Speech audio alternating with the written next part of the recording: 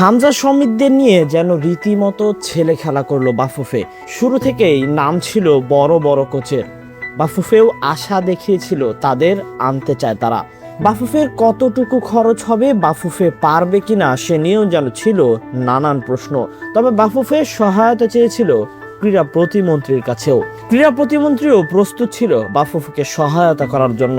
তবে কেন সেখানে ভালো নাম আসেনি, ভক্তরাও যেন সেই একই দাবি করছে। বাংলাদেশ ফুটবল দলের যে জোয়ার এখন নেমেছে, এই জোয়ারকে এগিয়ে নিতে হলে হয়তো বড় কোনো নামেরই সবচাইতে বেশি দরকার ছিল। তবে সেটা যেন বাফুফে দেখছে না।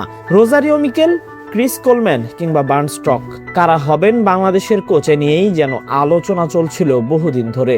তবে তার মাঝে ঢুকে গেল থমাস ডুলি।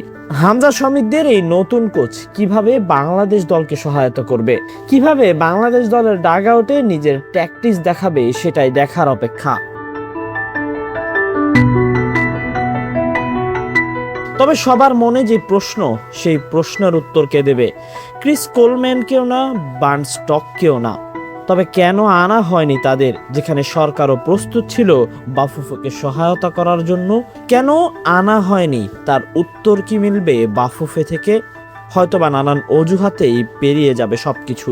উত্তর চাইলেও হয়তো মিলবে না, কারণ এখন বাংলাদেশ দলের জাতীয় কোচ হিসেবে তারা ঘোষণা করে দিয়েছে থমাস ডুলির নাম।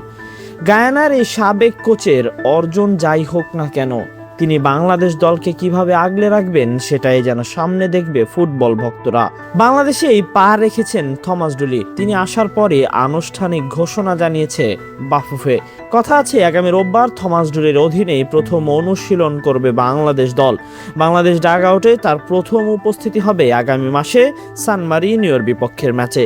আগামী 5 জুন সান মারিনিওর মাটিতে প্রীতি ম্যাচ খেলবেন হামজা চৌধুরীরা।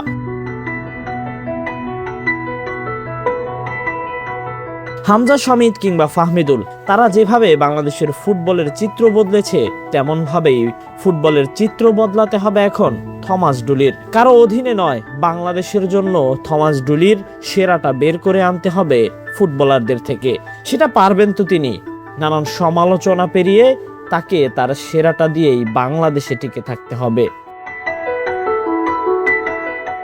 Tahsin Ahmed, BD archive.